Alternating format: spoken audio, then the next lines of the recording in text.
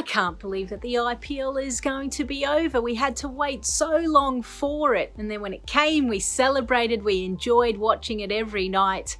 And then we loved weekends because there was plenty more games. And the women's edition of the T20 Challenge also came in. But everything is coming to a close. So it's a perfect time to reflect on the moments that stumped me. Now, I've got to start with fielding. Simply because in T20 cricket, fielding is such an important skill, and we cannot go past Nicholas Pooran and what he was able to do on the boundary. To have the presence of mind to know where the rope is, to track the ball, to take it with two hands, and then to flick it before you hit the ground was just outstanding. And he took fielding to another level. I know there was a couple of drop catches early on in the IPL, but every year we start to see another level in the general terms of fielding. Also, I'm going to add into that Natakam Jantam playing for the Trailblazers and her somersault to stop the ball from hitting the boundary rope. They were two extraordinary pieces of fielding that I saw during this edition of the IPL.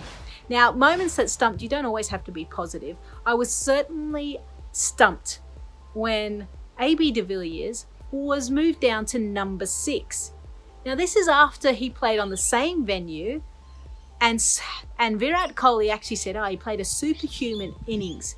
No one else looked as good as he did, but they dropped him down to number 6. Now, I understand franchises are all about key matchups or left-right hand combination, but I'm sorry, AB de Villiers is one of the best players in the world. They don't call him 360 degree for nothing.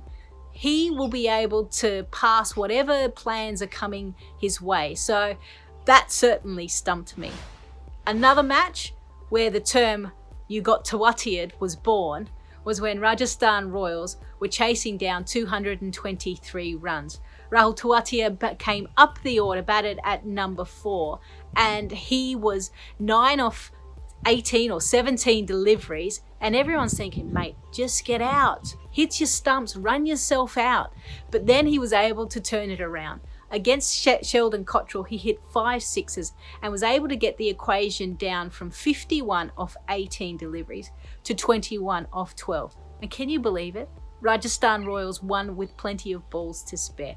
Just an amazing game. And we saw a number of those throughout this edition of the IPL.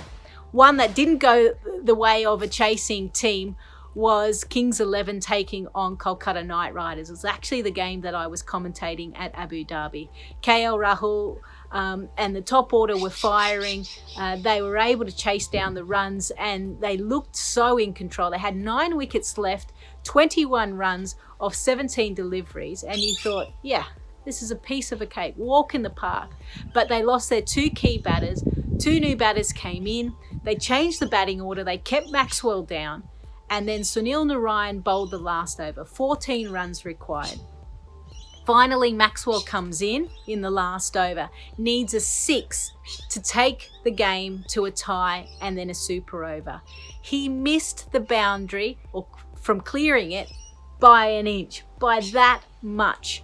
I just couldn't believe that Kings 11 had just botched up that chase. But at that time in the tournament, things were certainly not going their way.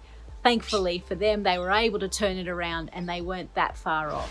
Now, as for my last moments that stumped me, it's got to be the double super over.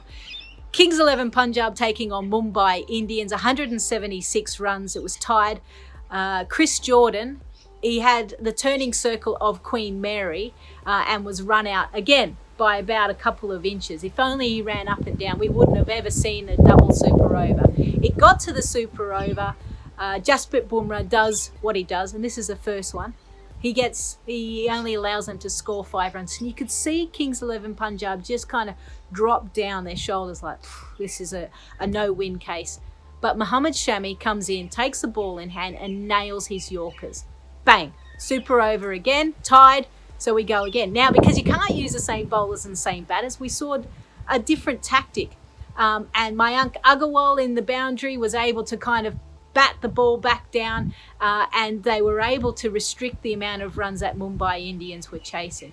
Then Christopher Henry Gayle just comes in, first ball, whack, 6. The game was Kings 11 Punjab. What an exciting game that was. I was covering that game with Cricbuzz. It did finish at 6:30 a.m. in the morning. I was exhausted, but I was absolutely buzzing from the cricket. To be honest, I've been buzzing about this IPL. It is the best T20 competition in the world, and I'm so privileged and fortunate to cover it. I wonder what your moments that stumped you are. Please send them in.